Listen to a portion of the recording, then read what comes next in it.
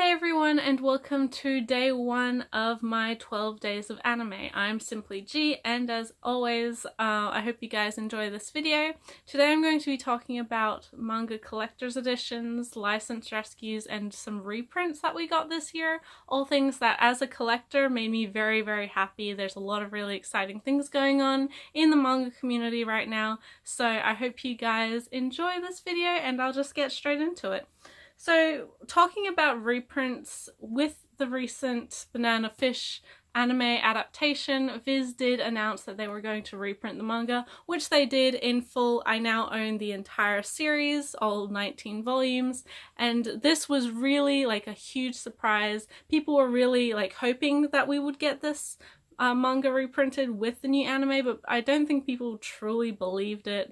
A lot of people petitioned and sort of like voted their interest to Viz directly via social media, and I was one of them.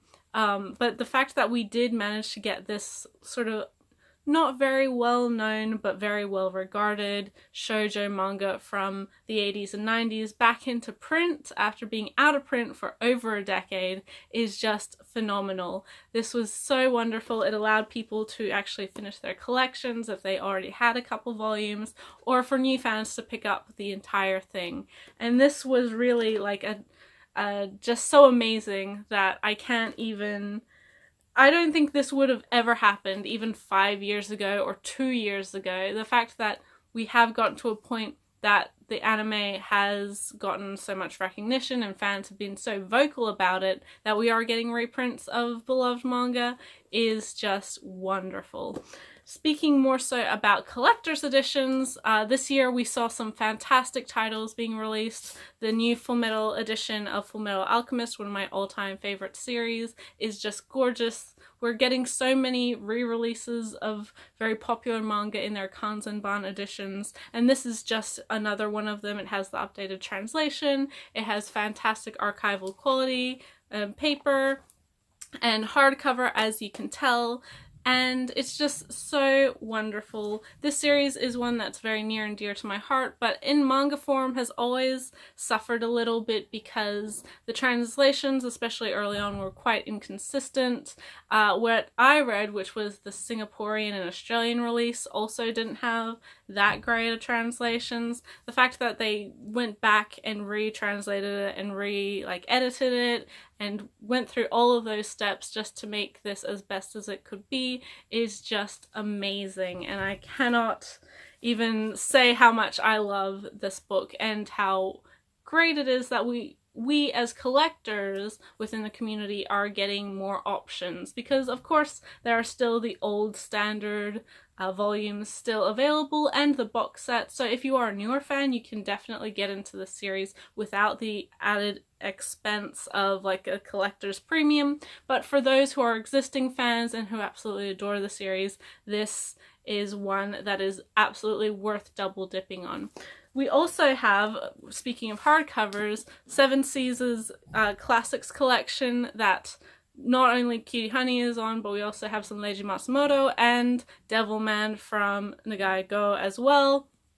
And the fact that such a smaller publisher that, in my opinion, has really grown over the last couple of years, but the fact that it's Seven Seas that is bringing us niche titles like this is just fantastic.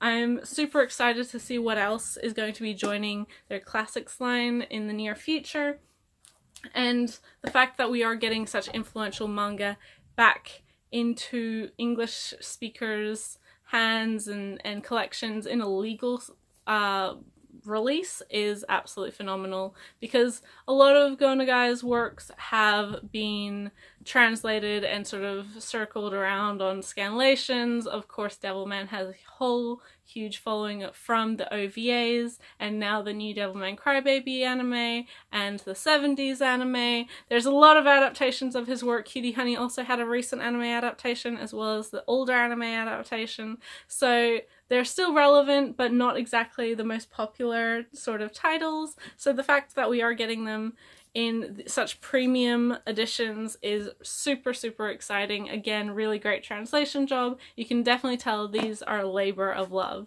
And finally, for the collector's edition, I'd be amiss not to mention Sailor Moon, the Eternal Edition.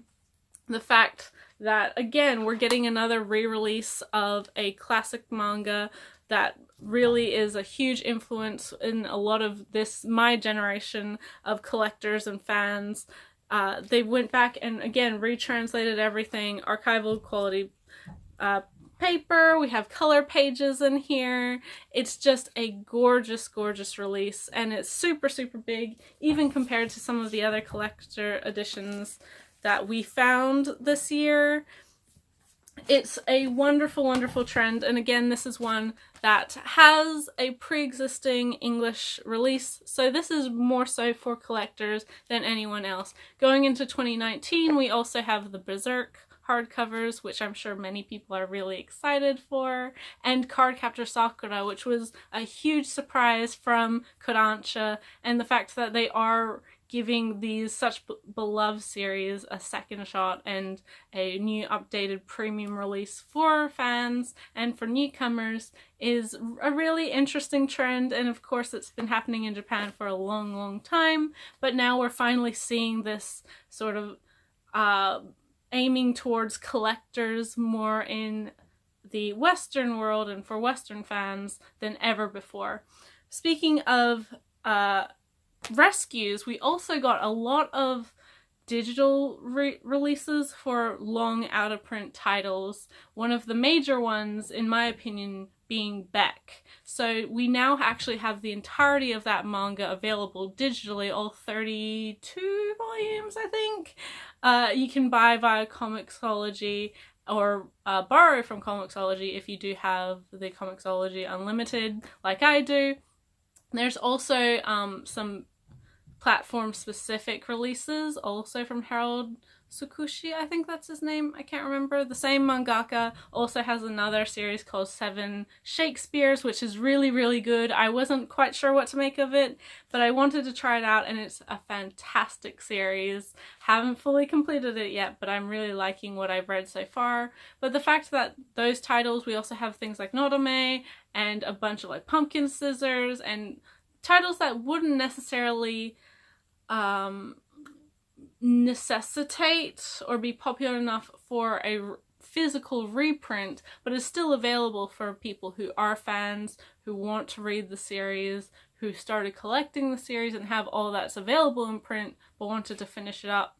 It's really nice to have those options as well, because there was quite a few really popular manga that sort of got lost along the way when, after the GFC, a bunch of publishers sort of folded, a lot of titles weren't ever completed, and now we are seeing those completed in digital form, which I think is a really great option. I know not everybody agrees with me, and a lot of people don't support legal digital releases, but in my opinion, I think it's great. And this is coming from someone who has a huge collection. As you can see, I really prefer digital for titles that I'm not super attached to, but I do want to still read, or ones that I'm not sure of. And even if they have a print copy available, I want to try out before I invest too much money into it.